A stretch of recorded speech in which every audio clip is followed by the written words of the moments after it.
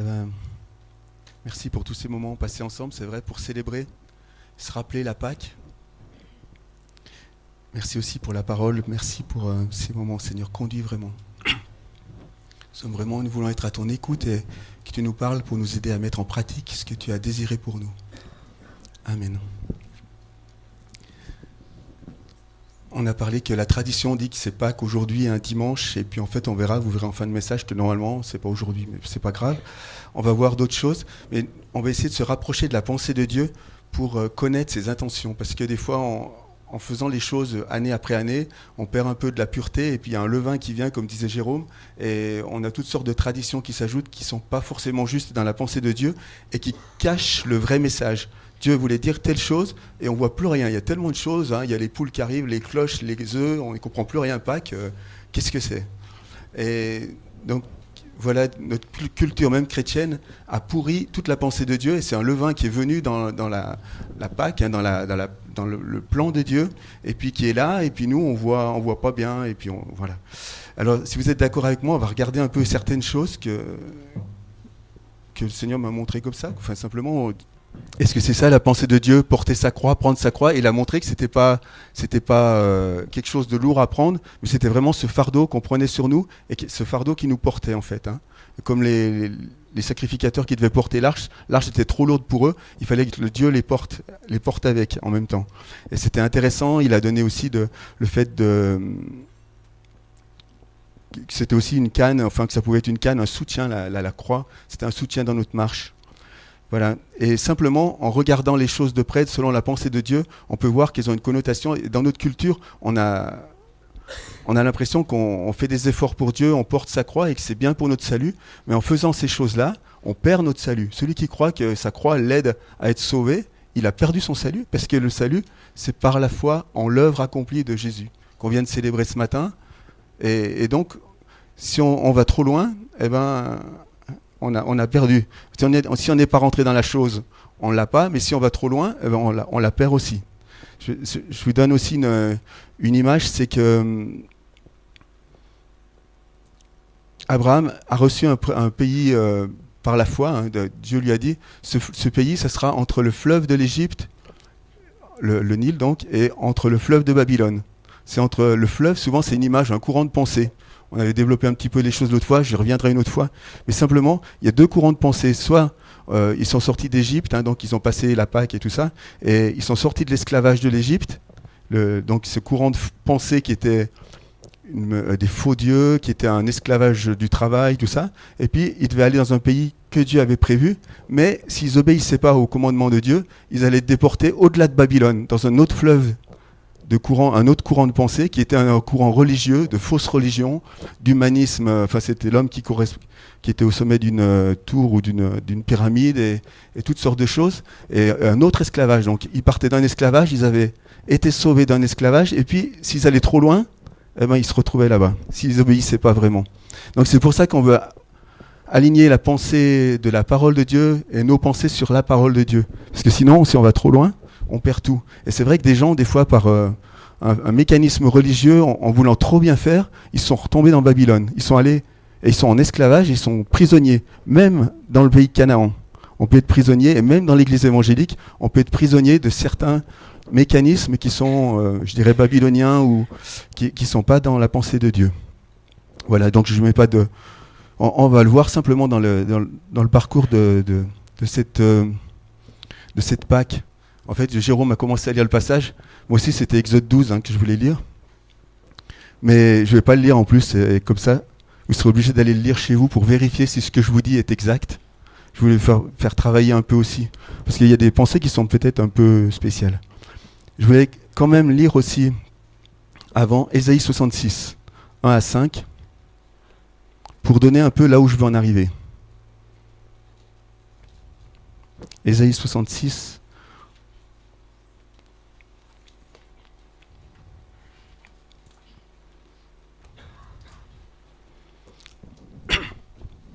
c'est une citation que Étienne a lue juste avant d'être persécuté, enfin d'être lapidé. Voici ce que dit l'Éternel. Le ciel est mon trône et la terre mon marchepied. quelle maison pourrez-vous me construire? Et quel endroit pourra être mon lieu de repos? C'est comme si Dieu remettait en cause l'endroit du temple. Il dit, quelle maison pouvez-vous me construire? Est-ce que c'est un temple? Moi, j'ai tout fait sur cette terre, tous les arbres, toutes les choses, toutes les créatures, tous les endroits, les montagnes, les grottes, tout ce qui existe, c'est moi qui l'ai fait. Et quelle maison vous allez me construire? Et en fait, Dieu cherche un lieu de repos. Quel sera mon lieu de repos? Où est-ce que je vais pouvoir me poser sur la terre? Et juste après, tout cela, c'est ma main qui l'a fait. Et tout cela, tout a alors reçu l'existence, déclare l'Éternel. Voici sur qui je porterai les regards. En fait, voici où Dieu va atterrir. Là, il va atterrir sur la terre, sur celui qui est humble et a l'esprit abattu, contrit ou en tout cas humilié, sur celui qui fait preuve de respect vis-à-vis de ma parole. Voilà, c'est quelque chose d'important, quoi. Celui qui respecte la parole de Dieu.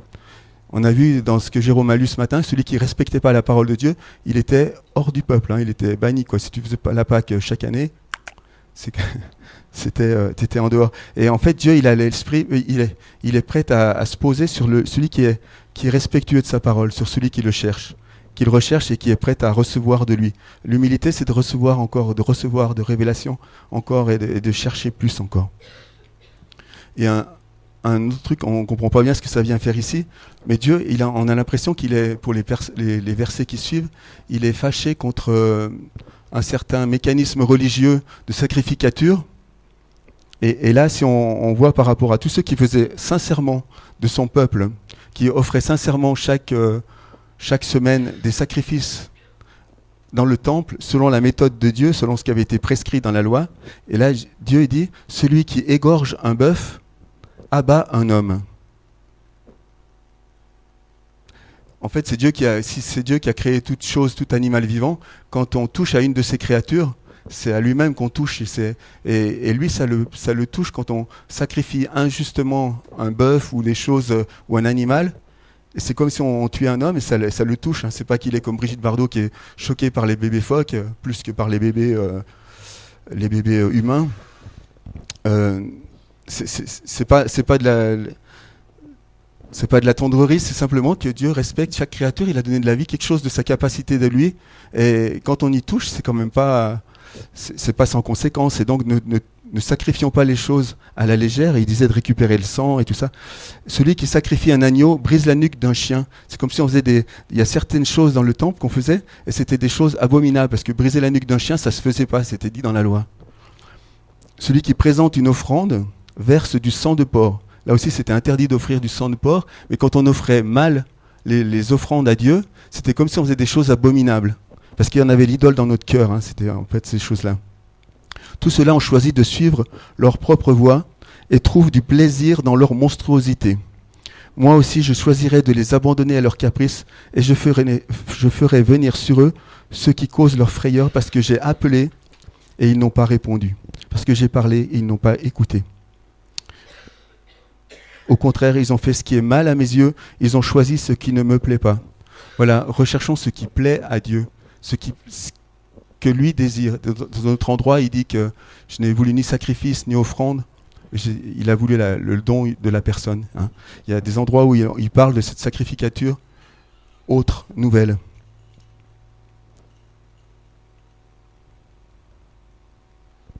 Et là, il y a un passage on va le lire dans le contexte de Pâques, dans le contexte des apôtres qui ont vu Jésus mort sur la croix et incompris par tout le peuple d'Israël. Écoutez la parole, au verset 5, écoutez la parole de l'Éternel, vous qui faites preuve de respect envers sa parole. Voici ce que disent vos frères, ceux qui vous détestent et vous repoussent à cause de mon nom. Que l'Éternel montre sa gloire et que nous voyons votre joie. Que l'Éternel montre sa gloire quand il y a Jésus qui était sur la croix et quand il est mort et qu'il n'y a eu rien qui s'est passé. Que l'Éternel montre sa gloire et que nous voyons votre joie. Et plus loin, qu'est-ce qui est écrit? Cependant, c'est eux qui seront couverts de honte. Puis après, il y a tout le passage, il y a d'autres choses qui sont importantes, mais c'est pour dire Dieu, il se justifie là à l'endroit où on avait l'impression qu'il avait perdu. Eh bien, il y a eu de la joie le dimanche matin, quand les disciples, enfin pas tout de suite le dimanche matin, ils ont vu que le tombeau était vide, mais dimanche soir, quand ils ont eu Jésus parmi eux, ils avaient vraiment de la joie, et ils ont retrouvé leur joie. Et les autres ont été confondus, parce que Jésus n'était plus là, dans le tombeau. Amen. Mais voilà, si on recherche la parole de Dieu dans ce qu'elle veut dire, on peut retrouver vraiment cette communion et cette habitation de Dieu en nous. Amen. Donc je vous invite dans l'Exode, donc Exode 12. Comment a voulu faire Dieu ? Déjà, souvent dans notre culture, on dit faire sa Pâque, faire ses Pâques, joyeuse Pâque. On dit des choses et puis on dit que donc Pâques, c'est le dimanche. Ben, en fait, il y a eu Pâques, on a vu dans l'Exode, dans la lecture de Jérôme, que c'était plutôt le jeudi. Jeudi soir, quand Jésus a été livré. Si on prend que Jésus était notre Pâque, c'était le jeudi soir quand il a été arrêté. Il a pris l'agneau pascal, donc eux-mêmes, ils devaient faire la Pâque le jeudi soir. Et puis, c'est le vendredi qu'il a donné son sang, donc qu'il a versé son sang. Donc ça veut dire que Pâques, c'était déjà passé. C'est quand on met le sang sur les maisons et tout ça. Et c'était donc pas le dimanche, mais c'était dans la semaine. Mais ça, c'est pas très grave. C'est en fait le phénomène, toute la fête de Pâques qui se trouve là. On dit faire ses Pâques, dans le dictionnaire, c'est-à-dire recevoir la communion prescrite aux fidèles par l'Église catholique. En fait, si vous voulez faire votre Pâques, c'est communier le dimanche matin, donc ou le samedi soir, selon les offices, mais au moins une fois dans l'année ou 3 fois dans l'année, on doit communier, prendre l'Eucharistie. Donc, quand vous avez pris la Sainte Seine, par exemple, ça y est, vous êtes justifié, vous faites partie encore du peuple de Dieu, dans une pensée culturelle, quoi. Mais c'est pas très juste, c'est pas ce qui était écrit quand même. Mais ce qui était intéressant dans cette culture, par contre, c'est que, je me rappelle, c'est qu'on était obligé, avant d'aller se présenter, prendre l'Eucharistie ou de prendre la Sainte Seine, c'est qu'on faisait un examen de conscience, on devait aller se confesser. Et ça, c'est vraiment quelque chose de très précieux dans la culture. Peut-être des fois, le dimanche matin, on prend la Sainte Seine un peu rapidement, sans se regarder. C'est un peu ce que disait Jérôme aussi pour le pain azime. Il doit être sans levain. Et on doit regarder notre conscience. Et ça, c'est une chose d'importante. Et ne pas mépriser, justement, de se regarder, de ne pas prendre les choses à la légère. Voilà. Donc, jeudi saint, c'était le jour de repas. Le vendredi, la crucifixion, mort de Jésus. Et puis, on dit le samedi, repos. Et dimanche matin, ils sont allés voir au tombeau. Il était vide. Alléluia. Et qu'est-ce que Pâques veut dire ? Vous savez le mot, ce que ça veut dire, Pâques ? On avait déjà vu plus. Ouais, passer par-dessus. Alors ça veut dire quoi ? C'est quand l'ange est passé. Souvent on dit parce qu'ils ont traversé la mer Rouge, alors c'est quand ils ont traversé, c'est pas ça. Quand l'ange est passé au-dessus, en fait c'est quand la condamnation de Dieu est tombée sur les faux dieux de l'Égypte, mais quand elle tombait, la condamnation, elle tombait sur tout le monde. Elle tombait sur les Égyptiens, elle tombait sur les Israélites, sur tous ceux qui étaient là, même d'autres étrangers, d'autres peuples. Sur tout le monde, il pouvait tomber la condamnation et tous les premiers-nés allaient mourir, sauf ceux qui avaient cru et qui avaient appliqué le sang sur leurs portes et sur leurs linteaux. Et là, l'ange voyait le sang et il passait au-dessus. Et donc voilà, la condamnation était évitée, la mort était évitée, et donc voilà le rappel de la Pâque. Et en fait, dans la tradition, on a un peu oublié ce passage-là et la valeur du sang, l'importance du sang. On l'a chanté encore ce matin et c'est important de savoir quelle est cette valeur du sang et comment agir avec ce sang aussi. Donc on va regarder. Si on prend tout de suite dans l'Exode 12, je le survole donc sans faire les passages, il a dit ce mois sera pour vous le premier des mois. Une chose importante, donc, est-ce que pour nous, la Pâque, c'est le premier mois et la chose la plus importante de l'année ? Pour les chrétiens, en général, le dimanche, en tout cas quand on célèbre la résurrection de Christ, on a choisi le dimanche, c'est justement le jour le plus important de l'année. Et c'était quelque chose d'important pour Dieu que cette fête soit là et qu'elle soit la plus importante. On dit aussi quand on est né de nouveau, ce fut un heureux jour et on compte aussi notre conversion comme un nouvel âge, comme une nouvelle année. En fait, quel que soit le jour où on est né dans l'année, on compte notre âge. Moi, j'ai plus que 30 ans maintenant, 30 ans et des poussières. Je ne les parais pas. Voilà, et en fait, le jour de ma conversion, je compte comme c'est vrai, comme un nouvel, je ne vais pas dire un nouvel âge, mais en tout cas, un nouveau commencement. Et c'est un peu dans ce sens-là, peut-être, que Dieu l'a dit. Transmettez ces instructions à toute l'assemblée. Le 10e jour de ce mois, on prendra un agneau. Donc, il fallait qu'on choisisse. Alors, pourquoi déjà il prenait ce mois d'avril? Enfin, c'est en gros le mois d'avril. Il prenait, c'était en début du mois, ça tombait la nouvelle lune. Le 14e jour, où on allait sacrifier l'agneau, ce serait le jour de la pleine lune, hein, si c'était des mois lunaires à l'époque. Et donc, ça voulait dire que l'éclairage comptait beaucoup aussi, qu'on voit la lune. Mais le 10e jour, il fallait choisir un agneau, et donc il fallait choisir un agneau sans défaut. On le regardait, il fallait l'observer, et observer s'il n'avait pas de défaut, c'était un agneau mâle. Et c'est aussi une image pour Jésus qui a été notre Pâque. On l'a observé.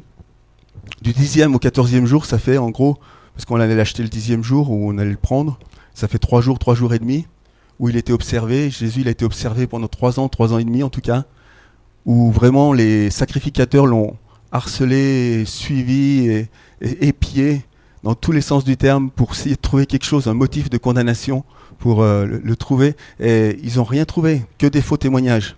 Et des fois, il y a des films qui ont passé sur des choses qui disent sur Jésus que mais c'était impossible pour sa proximité des femmes ou n'importe quoi.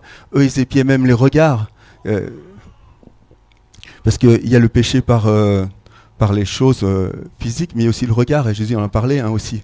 Mais comment regarder les femmes, comment il était trop avec les femmes dans les textes. Il y a des moments où il se retrouvait seul, mais jamais on l'a accusé là-dessus, parce qu'il était pur. Il avait un regard pur, J'ai vécu une petite expérience hier soir, entre autres, mais ça, vous connaissez ça, les sœurs. Je suis allé avec ma fille, j'allais à une réunion, et puis on traversait la rue. Et d'habitude, moi, je passe assez inaperçu, mais j'étais à côté de ma fille, et il y avait beaucoup de regards de garçons qui se braquaient sur moi. Vous voyez ce que ça veut dire? Mais les sacrificateurs, s'ils avaient vu des regards comme ça de Jésus, ils en auraient profité pour l'accuser. Et il n'y avait pas ça avec Jésus.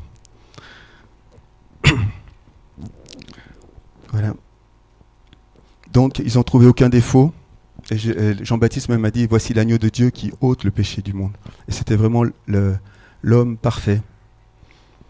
Donc, c'était vraiment la bonne victime pour le sacrifice de la Pâque, le seul qui ait pu être digne d'être offert. Donc, si vous voulez sacrifier pour le salut d'un autre, ça ne marchera pas.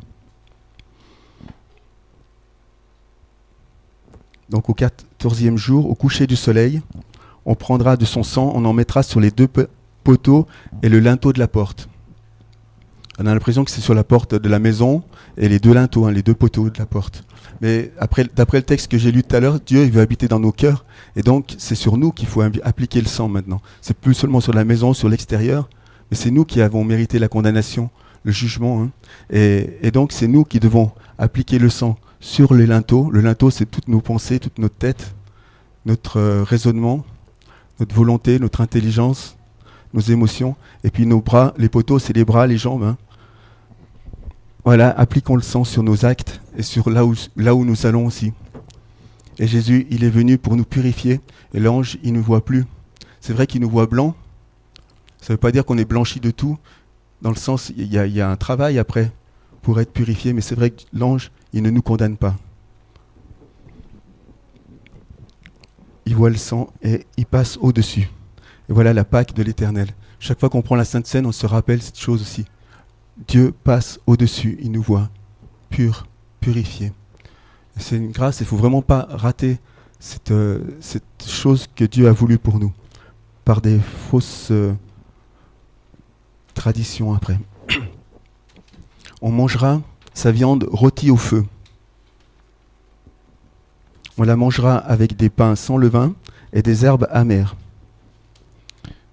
Pourquoi des herbes amères? Pour se rappeler, vous allez voir demain soir ceux qui vont à la Pessar, c'est vraiment intéressant. Il y a toutes sortes d'explications de plein de choses, des coupes et tout ça. C'est vraiment intéressant d'étudier toute la culture et tout les symboles que Dieu a utilisés pour manifester son Fils dans ces choses, dans cette tradition. Mais là, les herbes amères, elles disent que l'esclavage en Égypte était amer. Et souvent, quand on écoute des gens parler, on a l'impression, quand ils parlent de l'Égypte, ils parlent plus des oignons qui étaient doux, ils parlent plus des bons légumes qu'ils avaient là-bas que de l'esclavage l'esclavage amer qu'ils ont vécu. Et souvent, des fois, quand on va pas bien, on pense aux bonnes choses du passé, mais on oublie l'amertume, et on oublie les coups de fouet, et on oublie l'esclavage et le manque de liberté, et on oublie de quoi on est sorti. C'est pour ça qu'il faut garder ces herbes amères et se rappeler chaque année que c'était un esclavage. Avant que je connaisse le Seigneur, c'était vraiment terrible. Et j'étais près de la mort, et nous étions près de la mort, et c'est ça. Il faut garder cette amertume. C'était amer. Et quand on témoigne, faisons attention qu'on ne parle pas trop des oignons, mais qu'on s'occupe des herbes amères, quoi. C'était vraiment amer. Parce que certains, en les écoutant, ils ne regrettent pas trop, quoi, le passé. Mais quand la repentance fait son effet, l'herbe elle devient vraiment amère. Vous ne le mangerez pas à moitié cuit ou bouilli dans l'eau, mais vraiment rôti, en méchoui donc. Il fallait enlever la peau, donc Christ serait dénudé et exposé à la cuisson des ténèbres, des forces de l'enfer, des flammes de l'enfer. Il serait exposé avec toutes ses entrailles, tout l'intérieur, et il serait exposé. Donc la tête, les pattes et l'intérieur, toutes ses entrailles, et il a été exposé aux flammes de l'enfer dans un sens, mais il n'a pas été brûlé, quoi. C'était parce que lui ne pouvait pas être brûlé. Et il a traversé l'enfer sans être brûlé, sans être marqué par le feu. Mais les flammes de l'enfer, c'était ces mauvaises langues qui se dressaient contre lui, qui disaient, mais si tu es fils de Dieu, descends de la croix. Il a sauvé les autres, mais qu'il se sauve lui-même. Et des flammes et des choses comme ça, toutes les paroles qu'il a pu recevoir, tous les coups aussi qu'il avait reçus, qui marquaient aussi le sang sur la tête, sur les bras, sur les pieds, sur les mains, sur les pieds. Donc vraiment, son sang a été appliqué. Il a coulé de la croix, en tout point. Voilà. Et puis en fait, à la fin, c'est dit aussi, vous n'en laisserez point rien pour le matin. Ça voulait dire qu'il faut prendre le sacrifice complet. Et des fois, on ne prend qu'une partie de Christ, ce qui nous arrange, mais prenons tout et ne laissons rien, quoi. Nous prenons toute l'œuvre de Christ. Ne méprisons rien, aucun des aspects de son œuvre. J'ai aussi oublié un petit détail, c'est qu'il faut calculer, en gros, un agneau d'1 an, ça pèse 10-12 kilos. Il faut calculer le nombre de personnes pour qu'on puisse tout manger, justement, qu'il n'y ait pas de reste. Autrement, s'il y avait des restes, il fallait les brûler, il ne fallait pas les garder, il ne fallait pas les sortir de la maison même. Et ça voulait dire que soit on était une grande famille, on pouvait manger l'agneau tout seul, soit on n'était pas assez nombreux, on était célibataire, mais il fallait se trouver dans le voisinage quelqu'un, il fallait pendant les 4 jours de préparation, il fallait relationner un peu avec les gens, et puis venez chez nous, et puis voilà, on va faire ensemble, on va calculer. C'était que Dieu a aussi le souci des uns et des autres, il ne veut pas qu'on prenne les choses individuellement. Et au temple, on ne vendait pas des barquettes d'agneaux pour les célibataires, et puis c'était pas comme ça, quoi, au départ. Bien qu'il y avait un gros commerce, du temps de Jésus, il y avait déjà le commerce des agneaux et tout ça. On le préparait plus soi-même, il fallait les l'acheter et tout ça. Voilà, mais en fait, il y a une pensée de Dieu qui ne veut pas qu'on soit seul. Et cette fête de Pâques aussi, c'est une fête de famille, une fête en tout cas de relation. C'est important. Comme on l'a gardé pour Noël, mais en fait, on peut le voir pour Pâques, dans la pensée de Dieu. Et quand on prend la Sainte Seine aussi, Jésus, il a pris à 12, donc ils étaient ses 12 disciples. Ils ont pris, donc ils devaient être assez gros mangeurs pour manger un agneau à 12. Et on peut prendre des groupes, des G12, des G20, des groupes de maison, quoi. Je veux dire, c'est bien aussi pour se rappeler, pour prendre la Sainte Seine. C'est intéressant, quoi, de ne pas la prendre tout seul. C'est pas le même sens que quand on la prend dans un corps, enfin à plusieurs ensemble. Voilà.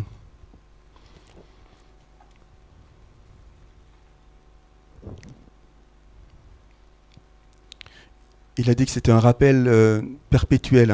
On a lu aussi avec Jérôme. Il fallait le faire chaque année, cette chose-là, se rappeler que le sang a été versé. Donc, ça ne voulait pas dire que chaque année, ils allaient appliquer le sang sur toutes les maisons. Surtout à certains moments de persécution des Juifs, il valait mieux pas montrer qu'on était juif sur l'extérieur, quoi. Et en fait, ils l'ont appliqué qu'une seule fois, et une seule fois, ça a marché pour l'ange, mais c'est se rappeler simplement. Donc, on ne doit pas s'appliquer le sang, ou se faire l'onction d'huile, ou je sais pas quoi, ou des choses que... Des fois, on se fabrique des choses porte-bonheur chrétiennes, c'est pas juste. Mais en tout cas, on se rappelle, on a foi dans le sang qui a été versé une fois pour nous, une fois pour toutes. Hein. On va pas refaire chaque fois le sacrifice de Jésus, ou je sais pas quoi faire. Faisons attention, restons simples. Quand on va trop loin, on passe à Babylone. On perd les effets du sang après. Il ne faut pas qu'il soit un sang porte-bonheur, on le met partout, je sais pas quoi. Je ne vais pas dire à toutes les sauces, mais c'est pas juste. Il y avait l'importance des pains sans levain. La fête était célébrée pendant 7 jours et le premier jour était férié.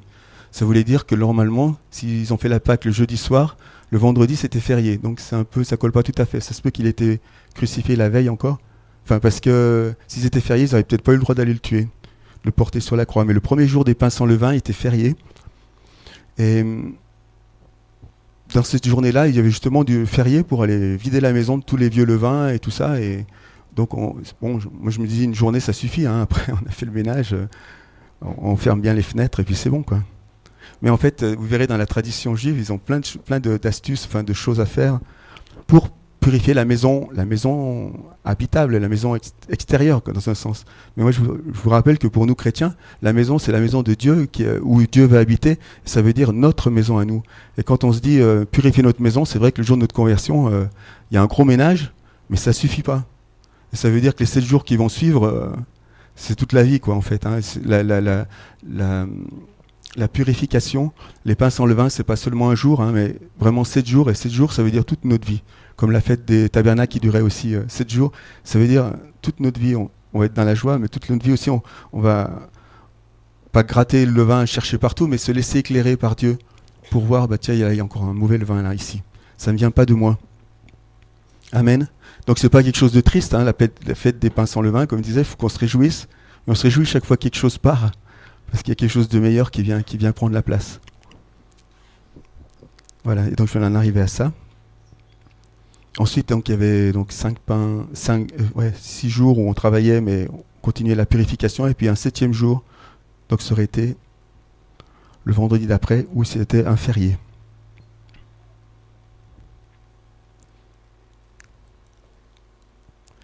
Je veux dire, ces 7 jours, c'est un peu des jours de vigilance.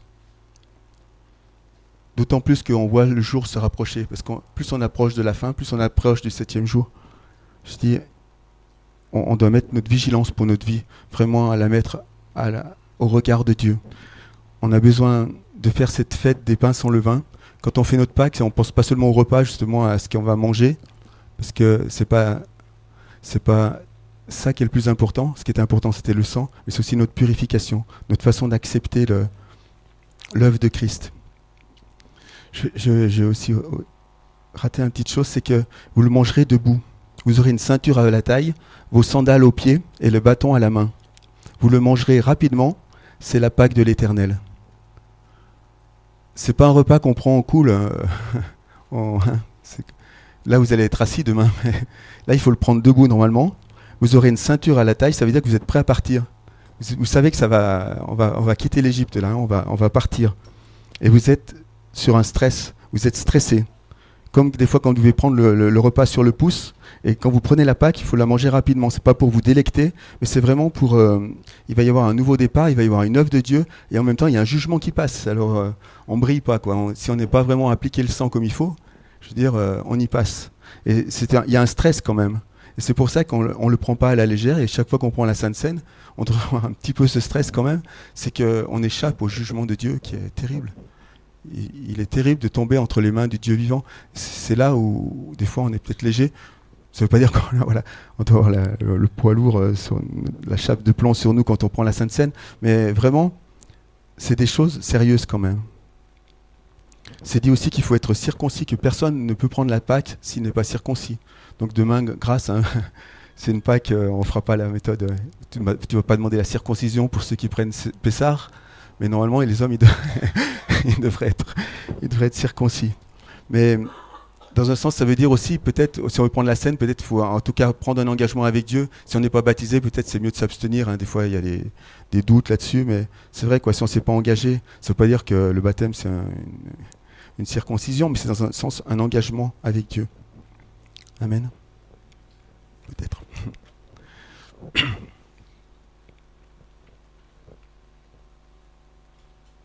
Et aucun étranger n'en mangera s'il n'est pas circoncis. S'il est circoncis, il peut en manger. Et heureusement, parce qu'autrement, on n'y aurait pas droit. Hein. On n'aurait jamais été juif si Dieu n'était pas intervenu. Maintenant, on est enfant d'Abraham, enfant de la promesse. Et voilà. Et nous sommes entrés dans cette promesse, dans cette nouvelle Pâque. En fait, le lendemain de la fête des pains sans levain, donc ouais, on faisait la purification des maisons. Et après, il y avait le samedi et le dimanche matin. Vous savez ce que c'était le premier dimanche matin qui a suivi donc la Pâque, la crucifixion et tout ça. C'était la fête. Ça tombait en même temps sur ce calendrier parce que c'était le lendemain du sabbat. C'était la fête des prémices. Ça tombait au printemps. Les prémices, c'est-à-dire qu'en Israël, c'est beaucoup plus avancé. Il y avait les prémices des épis qui arrivaient, il fallait les offrir. Et le lendemain du premier sabbat, il fallait les offrir à l'Éternel. Ils offraient une gerbe donc. Et vraiment, Christ, il est ressuscité le jour de la fête des prémices. Et c'est vraiment Christ, c'est écrit dans 1 Corinthiens 15, verset 20, Christ est les prémices de ceux qui sont morts. Christ, au verset 23, ressuscite comme prémices. Vraiment, il est notre espérance pour tous ceux qui sont morts et pour nous qui allons mourir. Il est notre espérance, c'est notre prémisse, il est ressuscité. Et vraiment, c'est ce prémisse qui a offert à l'Éternel et qui était agréable, vraiment. Amen. Donc c'est pour ça que le dimanche, c'est peut-être pas la fête de Pâques, mais c'est la fête des prémices de ce que nous allons être. Nous sommes ressuscités avec Christ dans les lieux célestes. Amen. Et donc, c'est un jour d'espérance, c'est un jour de joie. Et on avait C'était normal qu'on soit joyeux ce matin, mais comme tous les dimanches matins d'ailleurs, parce qu'on fête cette résurrection chaque fois, chaque dimanche en particulier. Amen. Donc, soyez joyeux. Je dis, tout est accompli, c'est ce que Christ a dit, mais aussi, est-ce que tout est acquis pour nous? Est-ce que vraiment, on continue notre purification, notre sanctification, cette fête des pains sans levain? Est-ce qu'on la continue dans la crainte du Seigneur? Est-ce qu'on se revêt de Christ comme prémisse? Parce que c'est pas le tout de perdre, je voulais vous montrer, oui. Le pain qu'on offre, le pain azim, c'est du pain percé, comme Christ qui a été percé. Et c'est pas le tout d'être percé comme Christ. C'est vrai qu'on enlève tout notre orgueil et toutes nos ambitions humaines, toutes nos choses qui font nous-mêmes, qui font partie de l'ancienne vie. Mais il faut revêtir Christ. Et c'est Christ ressuscité qui vit en nous après. Et donc c'est une nouveauté de vie. On est un peu percé dans un sens, mais en même temps, on a Christ qui vit en nous. Donc c'est un équilibre. Hein. C'est pas une tristesse excessive, mais c'est une joie qui continue de grandir. Amen. Voilà, je ne vais pas faire plus. Soyons joyeux de l'œuvre accomplie et que Dieu révèle de plus en plus à nos cœurs ce qu'il a prévu pour nous. Amen. Merci Seigneur encore pour tout ce que tu as fait. Continue de nous parler, continue de nous transformer. Que tu sois honoré par tous tes enfants, Seigneur. Amen.